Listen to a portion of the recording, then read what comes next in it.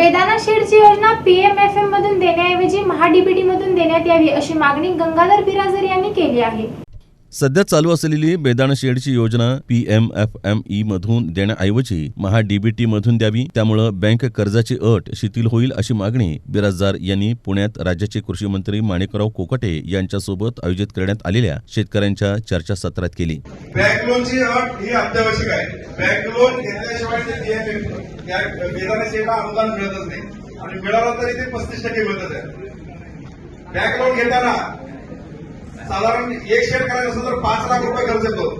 5 लाख रुपये खर्च करताना बँक एकतर शेतकऱ्याला खर्च देत नाही, जरी देणार असेल तर सर्जरी रिपोर्ट असतील, शेअर्स असतील, अशा प्रोसेसिंग खर्च असेल, अशा अनेक खर्चाला तोड देऊन त्याला सामोरं जावं लागतं। एवढं सगळं करून परत 1 वर्षाचं व्याज शेतकऱ्याला भरावं लागतं। 5 लाख रुपयाचं कर्ज घेतल्यानंतर 35% सबसिडी मिळते।